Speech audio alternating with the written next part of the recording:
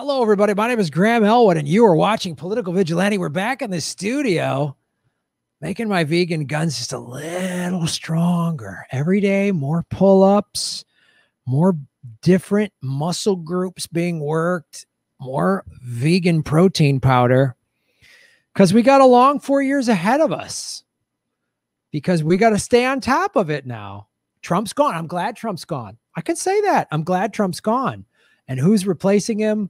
More of the same. Yeah, read that. Read that out loud. Harris's husband leaving law firm for role in the Biden administration. Wait, I thought that's nepotism, right? Isn't that what that is? This was on Twitter today. This is Trump kind of bullshit. Harris's husband leaving law firm for role in Biden administration. Unbelievable. Then this is the comment underneath that. And kind of sexist. They have never allowed a second lady to have a formal job in government. That's right. Name one first or second lady, because he's the vice president, so he's the second husband. Name a second lady that got a job in government. The first lady and the second lady always just like would have platforms they'd push, say no to drugs or whatever, but they never had jobs in government. Now he's got a job in government. Oh, so corrupt. It's so corrupt. And liberals, you know, they're going to make excuse. Well, what do you can't she pick up? What? He represents large domestic and international corporations. Oh, that'll be good for working people. That's going to be great for working people. And some of today's highest profile individuals and influences in complex business, real estate, and intellectual property litigation disputes. That's what his firm, his profile reads on his firm. Well, we know what kind of real estate they're going to do. Remember when she was Kamala was Attorney General of the state of California? And she had all the evidence to prosecute Steve Mnuchin, who was then CEO of One West Bank. He donated to her Attorney General campaign in 2010. She had all the evidence to prosecute him. People within her office were like, we can prosecute this guy. And she said, oh, no. She didn't prosecute him. She could have put Steve Mnuchin behind bars. Nope. He stole my home and millions of other people's homes. Then he donated to her senatorial campaign, which she won in 2016. And then she helped approved. She voted for him to be Secretary of the Treasury. See how it works? So you better believe her husband's going to be all involved in this kind of shit. And to show you how the liberals, not true lefty progressive socialists, but how the liberals are so full of shit, they won't call this out. And I'm going to take some neoliberal is going to come after me and say, Graham, leave him alone. She's our queen, hero, blah, blah, blah. Well, all those people were critical of Trump's nepotism, and rightfully so. He did a shit ton of it. The nepotism might finally be too much to ignore. This is from a year ago. From Jared Kushner to Elaine Chao to Amy Chua, the elites have made their game a bit too obvious. None of these people, these people are the worst. And they were criticized, rightfully so. But this is Biden. This is okay. This is okay. Harris's husband is going to get a job in the administration. This is okay.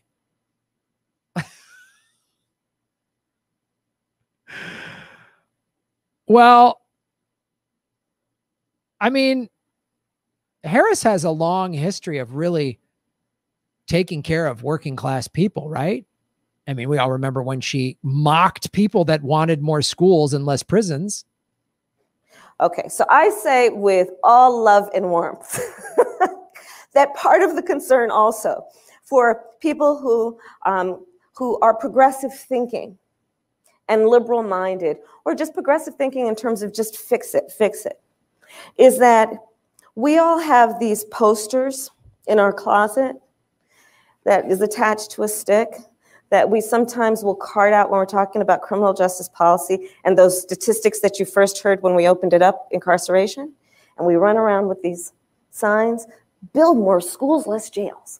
Build more schools, less jails. And we walk around everywhere. Build more schools. We protest. Build more schools, less. You've never been in one of those protests. So stop saying we for starters. And by the way, she's mocking you. If you think you want more schools and less jails, she's mocking you. She's all laughing. She mocks people. because she's part of the ruling class. So's her husband. And now they're in power. She couldn't even make it to Iowa. She ran out of money. Tulsi Gabbard kicked her ass in a campaign, called out her record as attorney general. But the ruling class, she was groomed for this spot no matter what. So the primary didn't matter because the Democratic primary is a scam. Jails. Put money into education, not prisons. There's a fundamental problem with that approach, in my opinion. Because that means he won't get money from private prison industry? Oh, I'm sorry. I interrupted. I mansplained. And it's this. I agree with that conceptually. But you have not addressed the reason I have 3 padlocks on my front door. Yes. We just did. The reason you have 3 padlocks on your door is because we don't spend enough money on school, so people don't have an option. That you just answered your own question. It's maddening to watch you talk. This is the craziness of the liberal brain. The Republicans say stupid shit that contradicts themselves. Being a progressive in this country, I'm in a home with like a crazy alcoholic dad and a mom that enables him and makes excuses for him. And then when you call this out, your siblings get mad at you. That's what being a progressive is like. She just answered her own question. If we had more schools and less jails, we have a private prison industry that needs criminals because that's how it makes its profit. So I'm showing you how corrupt they are, starting with her husband getting this job. So let's talk to Ron Placone on what he thinks of this fine program. Ron? Any thoughts on the new resistance taking over and it's a brand new day in America and things are finally going to be different? Well, I'm bummed out you stopped that video. I was really interested to see the conclusion. Why are there 3 padlocks on her front door? But no, I mean, it's aside from the nepotism part, which, yeah, of course, like everyone, no one had a problem when Clinton did it. No one had a problem, you know, with the Hunter Biden thing. I mean, some people do, but yeah, it should be called out whenever it happens, be it Trump or anyone else, obviously. But even putting that aside, like you notice all of these resumes are always like it's like they're auditioning for the frickin' villain every single time. I mean, and look at this guy once again. Oh, he did this in real estate. He did this. And you never see something like they were part of this environmentalist group. They were part of it. Like you never see anything like that. Or they did it decades and decades and decades ago before the establishment set their mind right. Whenever you see something activisty or something like it, like even just in the nonprofit realm, it's in a far distant mirror, and it was just a stepping stone to become part of the corporatocracy. I mean, and you look at this guy's resume, and it's like you're just bringing in these ghouls. It's just a who's who of predators, and that's all you saw in Trump's cabinet. That's likely what you're going to see in Biden's cabinet. That's what you saw in Obama's cabinet, handpicked by Citigroup, and this cycle is continuing, and we're supposed to celebrate it because people are throwing out all these cliches like our democracy's been restored. That's like saying, hey, guys, we saved the unicorns, something we never had in the frickin' first place. How'd we save them? We never frickin' had it. We got rid of the heroin drug cartel, and everything's been restored now that we have a cocaine drug cartel running it. It's going to be so much better now. We won't have all these needles and stuff. It'll just be snorting it through your nose. It'll be fantastic. It's madness. It's insanity. And no one wants to hear this. And when you call this out, you know, this video is going to get criticized. Like, oh, Graham is afraid of a black woman being in power. No, I'm not. I'd love Nina. If Nina Turner ran for president, I would work on her campaign. I would run through a burning building for Nina Turner if she wanted to be president, hands down. Yeah, I would. I mean, I hope she runs in 2024. I really do. I really hope she runs. She's the only one that hasn't like buckled to the Democratic establishment, because even the squad has. You know, like I'd run through fire for Nina Turner, man. If she ran, I would run through fire for that woman. I'm not running through fire for the woman that helped steal my home and mocks poor people and laughs when she puts them behind bars. That's who Kamala Harris is. She's awful. She was handpicked. She went to Hillary Clinton took her to that, you know, mansion full of billionaires a year or so ago when she was getting ready to run. And that's who helped launch her campaign. And that's why it was like, nah, don't worry. Just drop out from Iowa. You ran out of money. We'll get you back in there. Don't worry about it. It doesn't matter. But did you see her cool shoes though? I mean, she wears Chuck Taylor. She's relatable. Oh, right. Right. They found another way to ram her down our throats. I mean, they really did. It's like she had an embarrassing showing in her own state, because here in California, we know what she's really all about. I mean, she had that humiliating announcement on Twitter. And I know Twitter's not everything, and I'm not implying that it is, but when you announce on Twitter and you just get ratioed beyond comprehension, and I looked at that thread, man, there was not one piece of encouragement on her own thread announcing she's running for president. You know, she didn't show up in the primaries pretty much at all. So but she was the chosen one. She was the anointed one by the DNC. She was who they tried first. So they said, you know what, screw you. We're gonna try her again, and we're gonna ram her down your throats one way or another. And so they did it via VP. Yeah. And now, and with Joe Biden, who is so clearly, there's no way his health is going to get through a first term. There's no way. She's going to be sworn in as president before the end of his term. I mean, you might be, I don't know. I mean, you definitely might be right. I mean, it's impossible to say for sure, but I think there's definitely a good chance that'll happen. At the very least, he's going to say, I'm not running for a second term. Oh, absolutely. There's no way he runs for a second term. Will he make it through the first? I think there's a chance, but yeah, it's tough to say. I mean, you know. So this is the thing why the definition of insanity is making the same mistake again and again and expecting different results. So I want to show you this. Let me show you this, Ron. And the audience needs to see this. This is Malcolm X in the 60s. You're in a position to determine who go to the White House and who stay in the doghouse. You're the one who has that power. You can keep Johnson in Washington, D.C., or you can send him back to his Texas cotton patch. When you see this, you can see that the Negro vote is the key factor. And despite the fact that you are in a position to be the determining factor, what do you get out of it?